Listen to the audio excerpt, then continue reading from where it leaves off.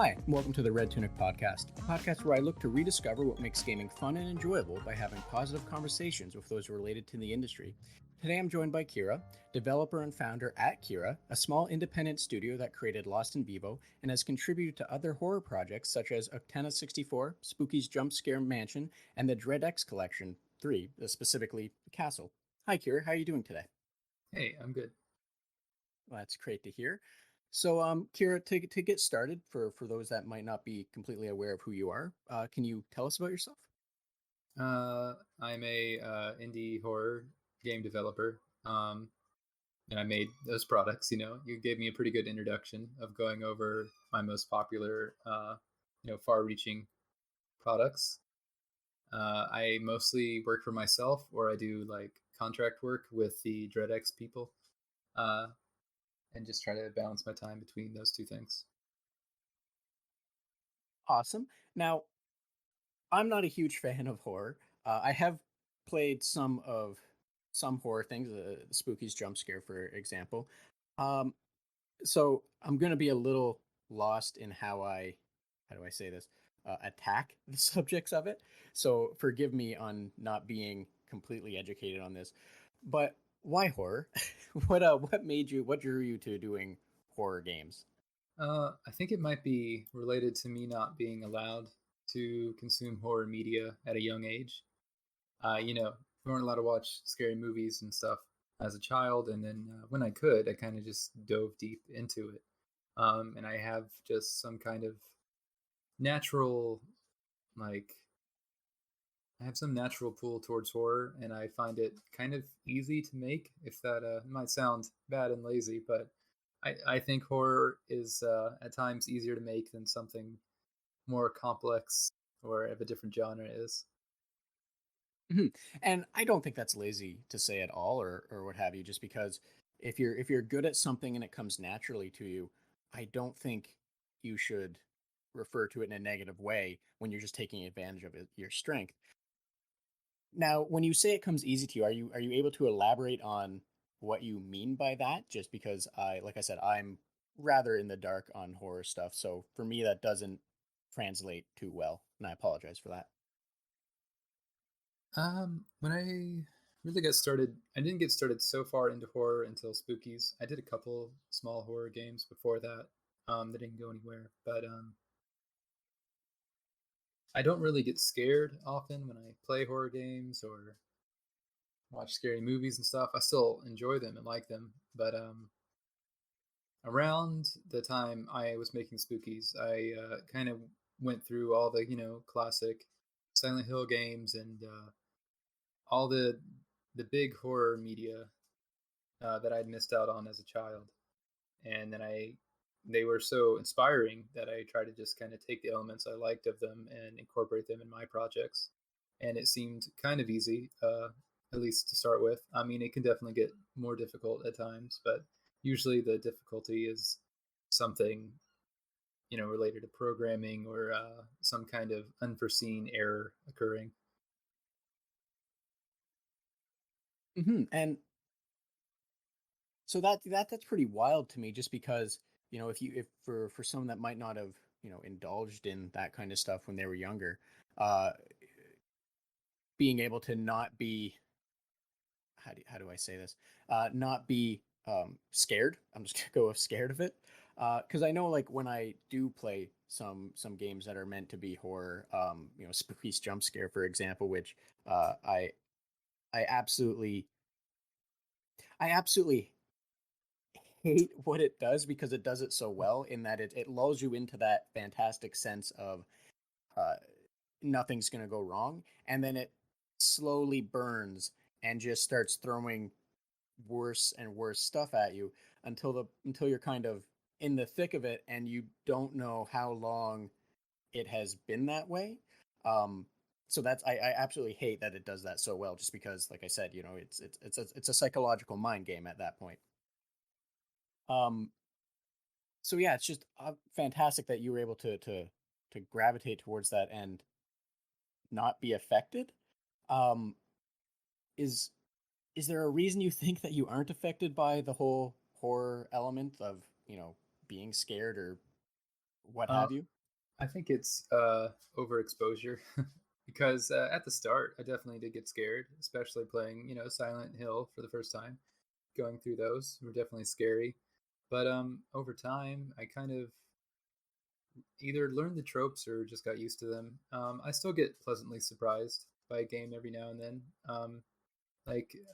Just last year, playing Phasmophobia on solo was pretty scary the first couple times. Um, it's not so much scary after you've played 100 matches, but I mean, I kind of think it just overexposure to it made it where I'm not as scared anymore. But I still enjoy them a lot. It's just like a different kind of enjoyment, I guess. Mhm. And uh, congratulations for being able to get past that. I know that's a weird thing to say, and I apologize, but like, because I've seen a lot of people that try and play a lot of horror games and, or it just take in horror media, and rarely is that the kind of thing that they say. So, uh, it's it's fascinating that you were able to move past that, and enjoy it, find it enjoyable on a different level. Mm. So, I don't, sorry, I was just saying I don't think I'll. There's still some horror media that tries too hard, like The Nun or like the new Annabelle movies. Those are a little hard to enjoy, and I feel like I could enjoy them more if I was scared of them. But that was just an example of the opposite. mhm. Now, when you say that, and I guess this would also apply to video game media as well, is that possibly because they're trying to harp on the same trope or the same element way too often for you, or is it something else? I think it's that, and I also think it's pacing sometimes. I think especially games and movies need to have like different pacing throughout. You need to have slow moments and high octane moments, but so many of the AAA games or the big budget horror movies want to stay quick pace as possible. They want to get through as many arcs as they can and have as many scares as they can and fit into it. It's the same way as comedy a lot. People will sometimes think of quantity and just try to put as many jokes as they can into, an episode of something. Yeah, and that makes absolutely perfect sense because you're right. The more time you can sometimes pace something out with the ability to breathe, the more you're going to appreciate those elements surrounding it, right? Because if it like I'm gonna go back to Spooky's jump scare on this one, where you spend a lot of time breathing and then you're not. Your pulse is racing and everything's kind of getting weirder and weirder. But and that makes perfect sense. That if the pacing's off, it's just gonna deteriorate on how much you're enjoying it, right? Yeah, and with spookies, I've seen a lot of people who don't like the pacing of spookies, and I know it's not good, but it's because of the randomization system. I Hmm. almost feel like I made it too random. So sometimes you get really good pacing, sometimes you get abysmal pacing. I know during the early prototype phases of it, I had my brother play it, and he went through the first 200 floors without a single cardboard cutout appearing. And and yeah, like the RNG elements that can definitely throw it off a fair bit. But like I said, I think for me that was one of the things that really made Spookies something I think it did really well was just how much it made me always being on edge, but not on edge in the sense of I'm scared of what's around the corner or having to run away from something, but just on edge for when it was not going to be a cardboard cutout and when it was actually going to be something else. But then again, like you said, it's the RNG of it can vastly change how some people may experience that. Yeah. And RNG can also be good to make the pacing and occurrences very surprising too. So it's a good thing and a bad thing sometimes. Definitely, definitely. Now, Kira, I wanna kind of dig into your game making a little more. What got you into developing and making games? Uh, Ever since I was like 8 years old, I've always wanted to make video games. My parents are very good at getting a family computer that I spent way too much time on as a child. my first, quote unquote games that I tried to make were like MS Paint images, and then I'd tape a little figure to the screen and would use the mouse wheel to move them back and forth. And it really just started at a real young age, and I didn't really get serious about it till like 2014. Well, I guess it'd be 2012 is when I actually tried to start seriously. But yeah, I've always just really gravitated towards it since I was little. Awesome.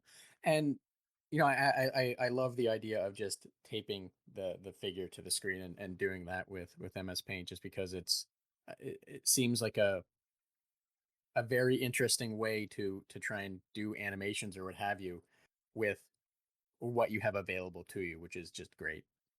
Someday I'll find it. I know it's on a 3.5-inch floppy disk somewhere in my parents' basement. uh might not exist anymore with the life expectancy of floppies, mind you. Oh yeah, I didn't think about that. um Not to be a downer, sorry about that. And based on the experiences that you had with developing and making games, is there anything, any advice you can give to anyone based from from what you've learned and learned to avoid? You kind of just have to throw yourself into it and not, don't try to make games for money at the beginning. Just try to do experiments and games for fun.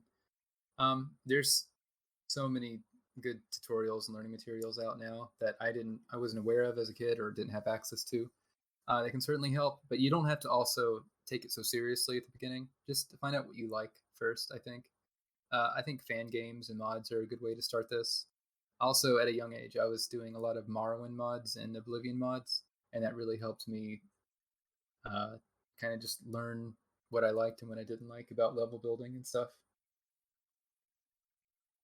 All right, and yeah, that's definitely solid advice. I've heard a lot of people recommend, or at least not through this, but I mean in general, I've heard a lot of people recommending the starting at like modding, and I think that's, especially with Morrowind and Oblivion, that was a prevalent thing that was said for years back. For people that wanted to get into it, that was a nice, easy tool set to, well, I shouldn't say nice and easy, but it was a readily available tool set that you could experiment with. Yeah, now there's Dreams, and there's the new Nintendo Switch thing. I forget what it's called, but there's new software that is probably more user friendly to really get you started into development. Yeah, and definitely it's going to be really exciting to see what comes from all of this, just because as people are able to do things with less restriction, and learn what they enjoy, what don't enjoy, and all that, in the future, there it's only going to make stronger creative types or what have you. So Hmm. yeah, that'll be fantastic, I think. There's been a bunch of times when I've seen like a really typical bad indie horror game, and I'll think not much of it until I find out the developer was like 12 or something, and I'm just thinking, when these kids grow up, they're going to be making some of the best content if this is what they're making right now. Yeah, because like it is wild just how, like, certain tools, how much easier it makes it. And yeah, like you said, bright futures for people that are already able to produce content, and can only get better, right? Hmm. So I'm gonna point this back to your childhood a little. But what was your favorite game as a child, and what about that game makes it hold such fond memories for you? Hmm. It's difficult to say because I have a lot of favorite, games, but a lot of them I didn't discover till later. Mhm. Um, I guess the first Halo game was a real like I really loved that game as a kid. I definitely loved Morrowind and Oblivion, although I couldn't play Oblivion because my computer couldn't run it that well, and as a small child anyway. And I really liked Castlevania: Curse of Darkness as a kid because that was one that I had that I could actually play on my systems. All right. And yeah, like definitely, I can understand, not maybe not being able to fully enjoy Oblivion as a child, but again, just because of the restrictions. But it's great you were able to get exposure and, still think back on it fondly. So, what is it about now that makes games enjoyable to you? I think now I can find more things to enjoy in games because I can see how some things are made and things are designed. Um, some of the best games I enjoy now are like the FromSoft games for their world building and their design. And I've been replaying a lot of older games. I'm replaying Twilight Princess, and I really love the enemy design and just the whole backstory to the world in that game. Um, there's a lot of things I can find to like. I'm not really much of a mechanics person. Um, like I don't play a whole lot of high octane shooters. I liked Doom 2016, but I usually look for more games with like a detailed story background or like RPGs. Hmm. So you had mentioned playing, going back and playing some older games. Now, are there any older games that you've come across and are experiencing now, uh, and enjoying them? I'm trying to play through the old Kingsfield and Shadow Tower games, and I recently played Shadow Tower Abyss and thought it was a really solid game. And I don't understand why they didn't localize it, but I can understand it being hard to market. Yeah, like definitely, because that was from software, correct? Yes. That was the predecessor, quote unquote, predecessor to the darker Demon Souls line. So Hmm.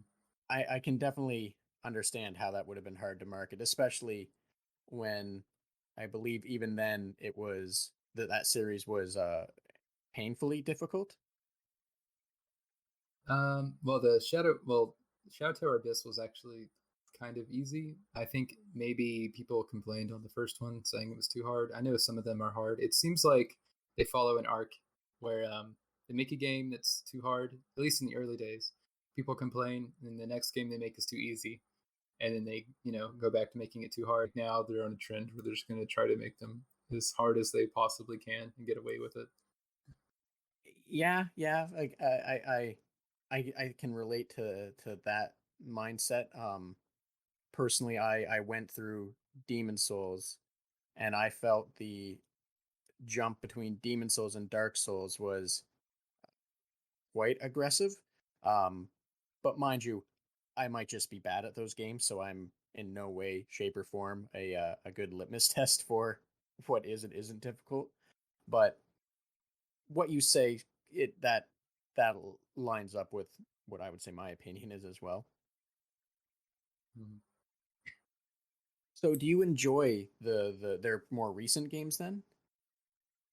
Oh yeah, I do. I liked Sekiro a lot too. It's just I only beat it twice, which is a lot less than I would normally play a FromSoft game, just because it seemed like they mostly cared about the difficulty in that one, and I understand why.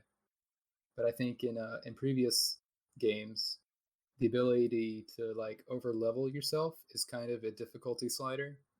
So players who aren't as good can always just go grind until they're strong, and that was kind of missing from Sekiro, in my opinion. So it kind of made uh, it was enjoyable for a long while, but then I reached kind of like an end ceiling where I didn't see like I was getting any better at the game. So I gave up on those boss rush modes. And yeah, that makes sense. At some point you got to kind of do what is entertaining to you and is going to keep it fun, right? And if those aren't fun, perfectly valid to step back and not try and grind up for it. Because yeah, I definitely know what you're saying. Because the older games you could, or their previous games, shouldn't say older games, um, really did allow you to grind if you wanted for a few days, even on certain areas, just so you could walk into the next area with very little concern. That's definitely how I made it through Demon Souls and a lot of the parts of it. So do you have pull to games that are going to be more horror or oh, wow, horror oriented, or do you kind of just go with everything and you enjoy making horror games? Like I'm just trying to figure out where the uh, It's kind of somewhere in between. Like I have my favorite series is definitely like the Resident Evil games, and I'll play whatever new one comes out. But I don't look up horror games to play that are unknown to me a whole lot, unless they're indie horror games made by people that I feel like I should be friends with. Uh, they're usually more unique, and I don't play a whole lot of other like mid-tier horror games, and I kind of just play whatever's recommended to me or I think I might like. that makes sense. Now, um, I think this was a good question for you since you're kind of in that, I don't want to say circle, but you're kind of in that area. How does the indie horror field genre, I don't know how to put it. How does that look from your perspective? Well, there's just a bunch of very talented people of different like stages in their life, and they all make pretty cool games. I got to meet a lot of them working with DreadX and talk to people, and it's interesting the different characters you have, and some people are way too talented at what they do. Do you so basically would it be safe to say that you think the future of indie horror games is on the right path? Yeah, I think so. It's like in the early days after getting my degree in game design, I tried to send out resumes and stuff to companies, and I would just get a couple rejections and then a bunch of ignores. Um, but now I can work for myself and probably make as much as I would there. And I'm kind of like the competitor to some of the studios that I applied to. And I think a lot of the indie horror devs that are solo will be at that stage or already at that stage now anyway. So I don't know if a whole lot of major studios are going to appear and like, hire up all the new talent who have been making indie horror games by themselves, or they're just going to keep working for themselves and by themselves, or with a small team and releasing products that are just as good as others on the market. Especially with our trend towards digital distribution, you know, a whole lot more games can get out there on the market, so they can be sold. Some small teams game can be sold right next to a AAA game. Hmm. And with you saying this, I think you might have a better perspective on this than I definitely would. So the what is the sorry, I'm trying to properly phrase the question. Um, in your opinion, what does the outlook look like for seeing like a potential resurgence, or I shouldn't even say resurgence, but a potential upswing in AAA horror games? Like, do you think that's on a possibility on the horizon, or do you think they're more likely, as you said, uh, maybe just going to stick with smaller teams, smaller devs, and go that route? I'm hopeful that more AAA studios will try to make horror games because they can definitely make really interesting games. But even in the film industry, horror films are generally more dangerous to fund, um, because they can be hit or miss. So I think people are definitely, some other studios are going to see how good the Resident Evil series is doing and try to fund maybe some bigger stuff. And there's the new Man of Medan game. I think that's what it's called. So there are some more coming out soon. So we might see a little resurgence, but it's difficult to say like how it'll all go. Definitely, because I remember years back when Amnesia came out, and that that was kind of, I believe, at least from what I saw, that kind of got a lot of people talking about just horror games in general, where they belong. People were playing them, and seeing what else could exist like that. But do you think games like that come along and just get a lot of hype? And I don't mean that in a negative way when I say a lot of hype. Um, but do you think that's unfortunate just because, like you said, it's a little riskier to fund? Do you think it's harder for those to get feet and keep running? It kind of depends. Like Amnesia was a big, it started a big trend, and inspired some other, larger companies even.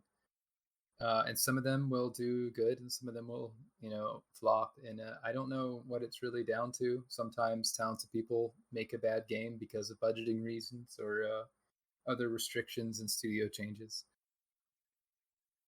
Um, so when like a big trend like that happens, like PT for instance, there was oh, mostly I would say bad PT inspired games on the market. And then there were some games that just took like light elements they liked in PT and put it in there. I definitely put in some PT stuff in Spookies, especially with the ending with the radio and stuff. But they can inspire people, but then some people will just try to exactly copy the trend, and usually those are the ones I think that fail. And that makes perfect sense because to a degree, if all you're doing is delivering what someone else has already done, people are probably going to be not as excited for it. So what I'm going to kind of shift it to current games. What are your do you have any current favorite games that you've been playing and enjoying? I'm playing Resident Evil 8 still a lot. I played it 3 times through now. That's the only more modern game I've been playing. I haven't got a PS5 yet or any of the new consoles, so I haven't been playing a whole lot of super modern games yet. All right, well what about maybe less than modern games if I can call them that? Besides that, I've been playing a lot of Disgaea 4, because that was one of my favorites, and they re-released the first Disgaea on Switch, so I was playing that too. It's fun to go back to like an old RPG I played a long time ago on the PSP, and then play it again on the Switch. Yeah, especially one that can easily swallow 100 200 hours and Yeah. still not feel like you've made any progress. I don't know if that's the right way to refer to it, but it's one of the biggest things I remember about Disgaea was personally getting stuck in the item world, Hmm. or not getting stuck in it, more or less getting stuck in a loop of doing them. And I think I came to something like 120 hours, and I looked at it and I was really nowhere into the story, but I had spent a large amount of time just running item worlds. Yeah, it gets very addicting. I did the same thing, and it's hard to tell if you're making progress sometimes, especially when you level a character up and then you reincarnate them, and then you level them back up and then you reincarnate them, and then I have to look at my screenshot last time they were level 80 before I reincarnated them and compare their stats and make sure they actually are going up. Yeah, and then you also potentially get stuck in, doing the standard loops where you're just exploiting one level for power leveling and, jumping them to level 400 and then just reincarnating and doing all of that over and over and over again. And then the next thing you know, you've put 80 hours into the game into just one portion of it. But it fulfills that like good feeling I have to see numbers just get bigger. Yeah, and Disgaea, the series, uh, all of them, the Phantom Brave, Disgaea, Makai, they do a wonderful job at making you feel very happy about the numbers on the screen. Hmm. If I remember correctly, when Disgaea 1 first came out for the PlayStation 2, one of the actual advertisements of it was how many digits they had in the damage counter, which was which was just wild and hilarious because, then it became just a challenge to cap out that damage counter, and I think it stopped. I think it went into the millions, and I think at some point even enemies didn't even die from that. So it was, yeah, it does a good job at making you very happy with the numbers exploding on the screen. I think, and Yeah, it's got a lot of great visual feedback for everything. yes, it definitely does. Um, So on the topic of that, just because you mentioned enjoying that, are you a fan of tactics games? I am some of them, but I've really not played a lot of the more popular ones. I still haven't played Fire Emblem. I forgot what that one is where you control tanks. It's turn based. Played a lot of that, but I can't remember the name of it now. There's just a couple of series that I found I like tactics games because at the start I wasn't really sure if I'd like them or not because I wasn't certain on the turn based mechanics. Hmm. And yeah, definitely, because that is a genre that can take a bit to get into, like any genre really.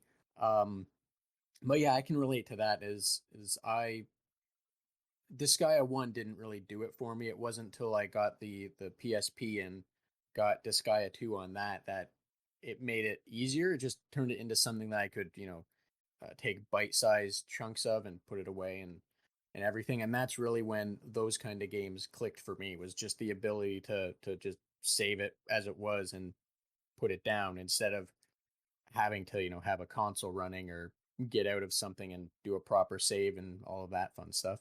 Yeah, it's good to be able to have a game that you can sink endless time into that you can always just go back to when you're waiting in line somewhere. Exactly, exactly. So, are there any games that you play now that are popular games that you've tried to get into and it just didn't click for you? Um, Last one I can think of is Dead by Daylight. I haven't tried, the battle royale games. I've not played any of those. I'm not sure if I'd like those or not. I generally don't like competitive shooters all that much. I liked Halo as a kid. I still will play like Halo Custom Edition online every now and then. But I when I played like Modern Warfare 2 back when it came out, I remember just being angry more than I was ever happy at playing online. So I kind of stopped playing competitive online games. It might be because I'm just not good enough at them or something. And yeah, that definitely makes sense because at some point, if you're not enjoying something, like you said, it just makes you angry, and at that point, it's something that should be elevating your mood, not depressing it, right? Well, Hmm. I say that in the sense of unenjoyable, because some games are meant to inspire those kind of empathetic feelings and such, and at that point, those are completely valid. What So, was that? Sorry, what was that no, game with Bennett Foddy or something where you're in the pot with the sledgehammer? oh, getting over it with, Yeah. yeah, I I think games like that are made to instill that kind of feeling. Hmm. I don't know if I don't know if they're meant to. I don't know how to put it. I think those are ones where it's meant to get you so frustrated that by the time you do finish it, if you even if you can, regardless of how you felt getting up to it, you're just gonna feel relieved that there's no more, right? Because games Hmm. like that, you can slip up and have to basically start from scratch. So, speaking of, games that maybe just didn't click for you, do you have any comfort games that, you can go back to year after year? You had mentioned Halo and being able to play the first one and everything, but do you have any other comfort games that no matter what, you're going to be able to sit back down into and just enjoy? I think I have a lot actually. Like any of the Silent Hill series, every time I restart a playthrough like Silent Hill 2, I forget how much I liked it from like the very first cutscene. I'll be like, yeah, I missed this game. And like Castlevania Symphony of the Night is one like that, and maybe Morrowind, where it's like I have such a good memory of playing them that I still can enjoy them even though I've seen most of the content. Hmm. And what is it about, let's say, Silent Hill that you're able to constantly you're able to replay it and just always enjoy it? Like, what is it that makes that do it for you, if I can put it that way? Well, the music is a big pull for me too. But like, I just feel like it's so masterfully done, and remembering playing it before makes me like it more, if that makes any sense. I also had, I don't know if there's a name for this, but like I experienced the soundtrack of Silent Hill before I played the games. And then when I heard the songs that I'd already heard before come up in the games, it increased the experience for me. And I've had the same thing happen with a couple of films where I knew the musician, so I'd listen to the soundtrack first. I don't know if there's a particular term associated with that, but it seems to be kind of effective. Definitely, and I, I understand what you're saying. I don't know if there's a term for that, but yeah, definitely. And the Silent Hill soundtracks uh, were quite phenomenal and haunting. Um, so I can understand how you would start with that and then get to experience that in the context, I guess you would say, that it was meant to be presented, if that makes any sense. Yeah. So is there like a game that, you've enjoyed, that you still may enjoy, that you just feel maybe people don't give it enough credit? Hmm. Maybe Castlevania Curse of Darkness. I don't know how I don't know if it's really the popular theory, but when I played it the first time, I remember reading reviews and seeing that everyone said the game was bad, that it was like too dark or something. I think that that wave of negative reviews is over though, because in the last like 3 years, the price of it online has like uh, it's like 10 times what it used to be. So it might be appreciated now, and I just am unaware. But I remember at the time, I thought it was phenomenal, and everywhere I looked online, people were trashing it. Eh, So what is it about that game that made you like it that much? Like I personally haven't played it, so I'm not saying that from a point of disagreement. Just a an honest question of what was it about the game that you enjoyed? It was the closest thing to Symphony of the Night in 3D that I've ever seen, and it was pretty simple, like in mechanics wise and combat wise. But I kind of liked the simplicity and just like finding weapons and getting new abilities, the same things I like about most Metroidvanias.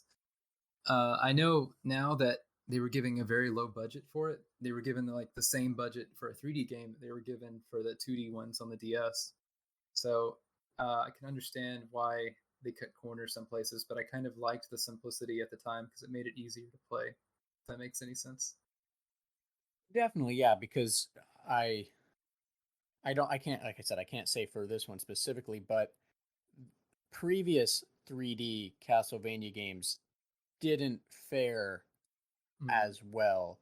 And maybe paring back what you're able to do based on the budget, can make it just simpler and make them focus on those things instead of trying to go, expand too far or try something weird or experimental. Yeah, and like lowering your scope and just focus on polishing the elements that you can fit in the budget and in the game, I think is a good thing. Exactly, and yeah, that makes perfect sense. And especially because like you said, it's what felt like Symphony, the closest thing to Symphony of the Night for you. Have you played many um other Metroidvania, I should actually say more appropriately, Igavania Castlevania games? I've played most of the more known ones. I haven't played them all because there are a lot. Uh, but like Hollow Knight is definitely really good. Um, Last year I played Bloodstained and Blasphemous was really good. Um, I know there's a bunch that are PC only. I haven't played because I mostly play on console. Hmm. So for those that you have played, then how do you feel about the newer games? Do you think they're capturing the look, the feel, the general tone, I guess? Like, do they make you feel the same thing that the originals did? In some ways, but they all have differences enough to be completely different experiences. Like, I mean, most of the content in Blood and not Bloodstained, Blasphemous, the artwork and the animations are are better than anything I've seen in the official Konami Metroidvanias. Uh, they have a whole new mechanics and a whole lot more world building than I would like have expected from something like that. Um, so there's definitely like the genre has like kind of outgrown the founding fathers or whatever you call them, and there are so many that there's a lot of experiments on the genre. And are there any of those that are that stand out to you as being, I don't want to say exceptional because I don't want to make it sound like we're trying to negatively speak to any, but are there any that stand out to you that as doing a fantastic job at doing that? Uh, I mean, Hollow Knight was really good, and that's not a unpopular opinion.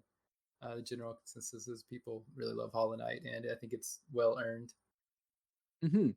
And as someone that enjoys, or I'm assuming enjoys, the Dark Souls, Demon Souls, the From Software games, and with Hollow Knight being a little more difficult than your traditional Metroidvania, do you was that one of the things that you think did it, or do you think it's something else about just that game?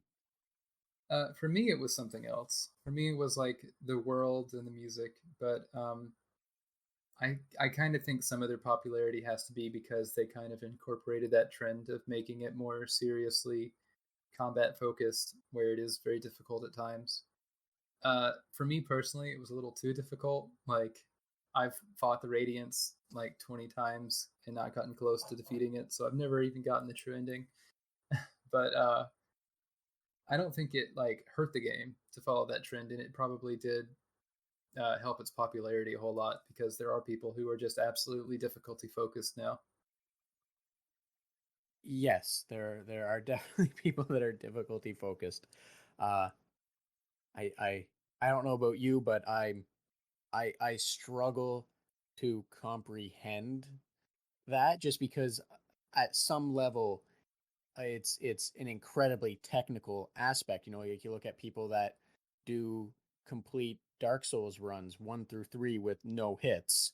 Um, so I can never fathom the sheer amount of technical talent and technical determination um, that someone would have to have just to perfect the ability to play hard games and be good at hard games. Well, it kind of increases your enjoyment in a way to like completely master a game, I guess.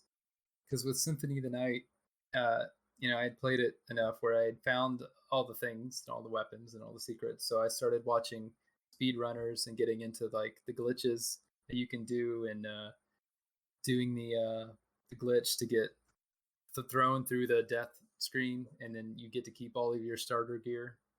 It was really cool. There's always like there's things in the game you can find to enjoy when you start running out of things to enjoy, and one of those is being able to just beat it under ridiculous circumstances.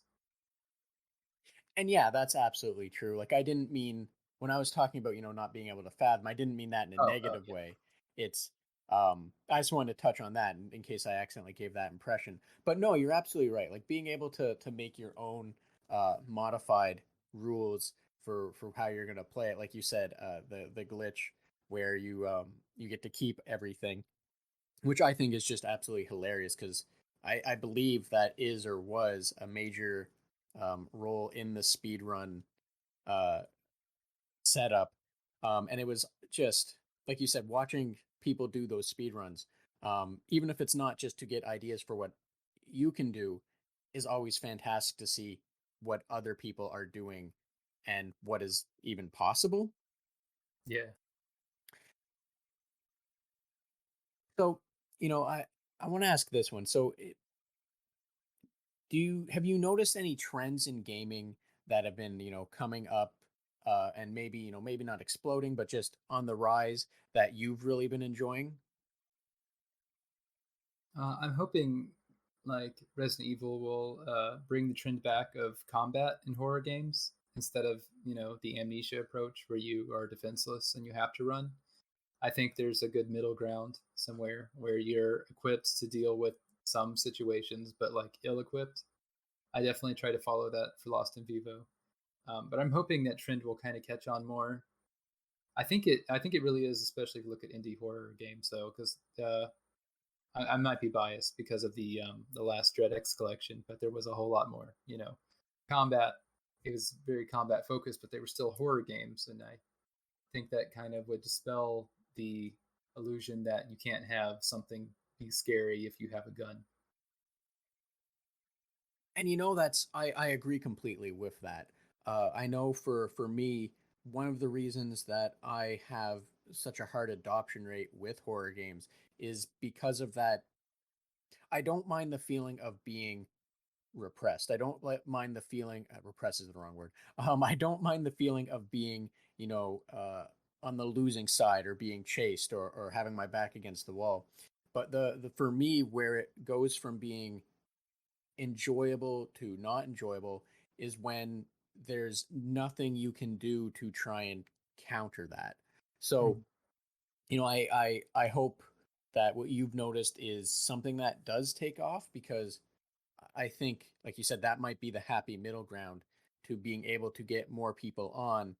And if you're good at creating a scenario for horror, uh, I think it's perfectly viable to be able to also create a scenario where the player is not completely, uh, without any power, I guess you would say, through the entire experience. You know, Sorry, I couldn't think of anything to say, but yeah. sorry about that. I didn't know if it died there for a minute. No, that's all right. So yeah, so it sounds so it's I'm hoping that like you sorry, I'm hoping that the future does kind of look good in that regards for us getting those middle grounds for getting more games like Resident Evil 8, because I do know that one, it did relatively well, similar to 7. um and I'm is it safe to make the assumption that from that those are the ways you feel Resident Evil should be going, instead of maybe the ways that Revelations and 6 went? Well, yeah. And don't get me wrong, 6, Revelation and such, they seemed enjoyable. They had their moments, but they weren't exactly horror games or games meant to be targeting uh, that kind of suspense. Correct? Yeah. The zombie T-Rex was cool though. I have regrettably missed the zombie T Rex. There's a big mutated T-Rex looking thing at the end of Leon's story in 6. In 6, I didn't even bother playing through like Chris's story.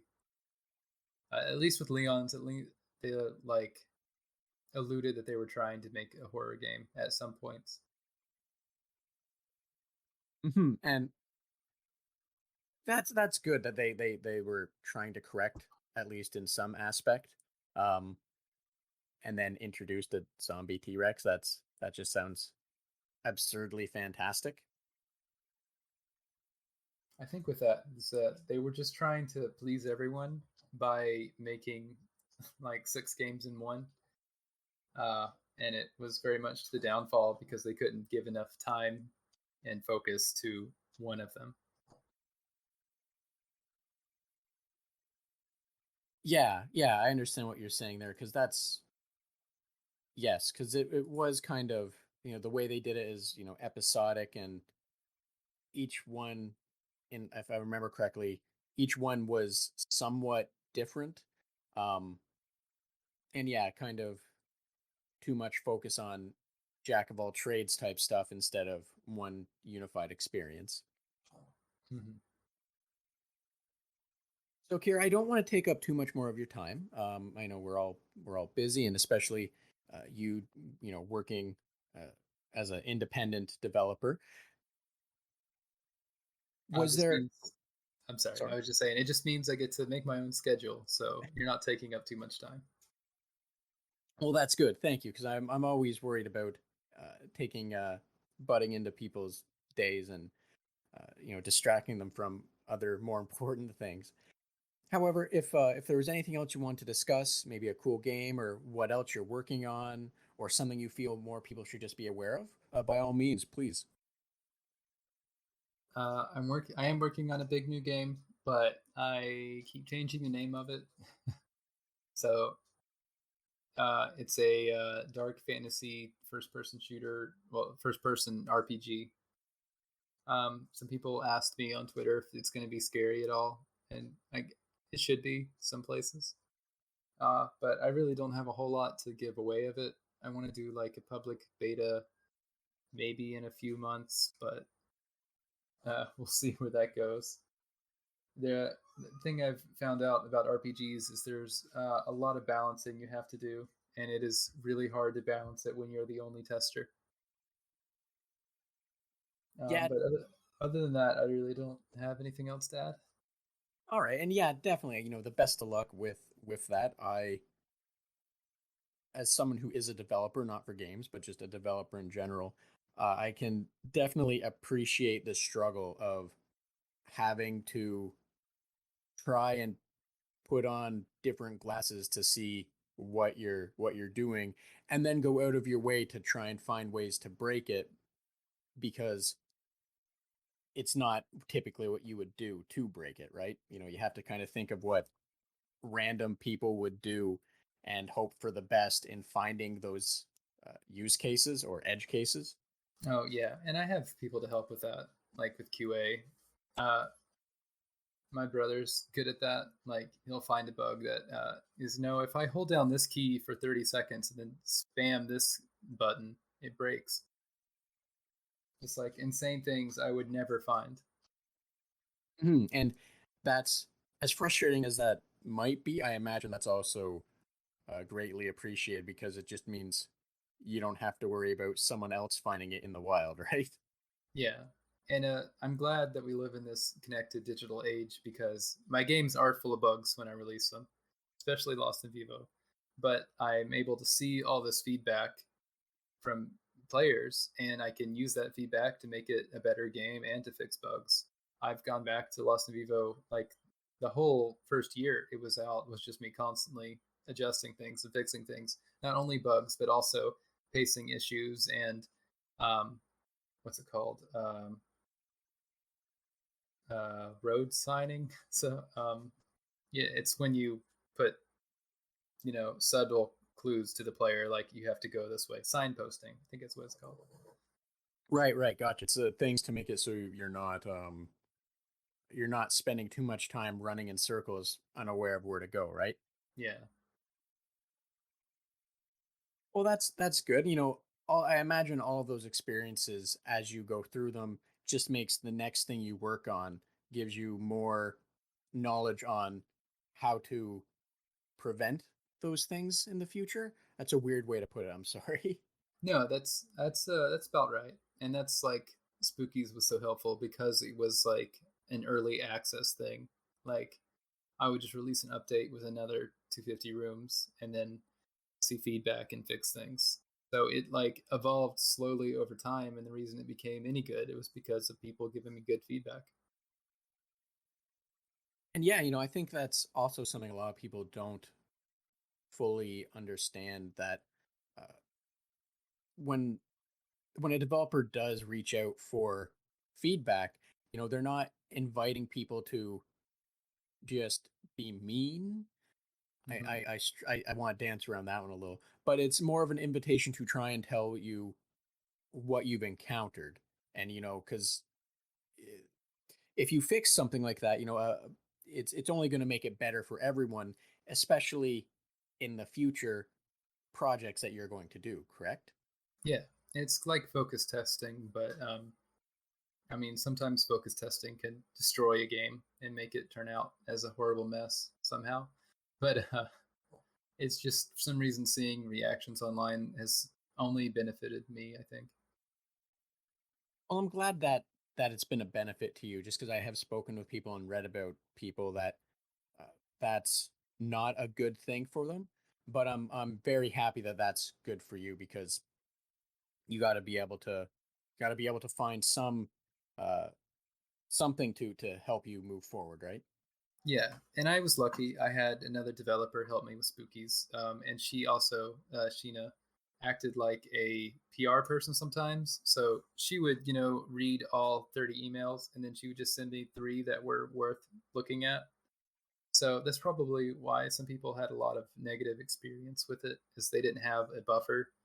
I have less of a buffer now, but I you know, probably 95% of the feedback I get is all positive and at least constructive.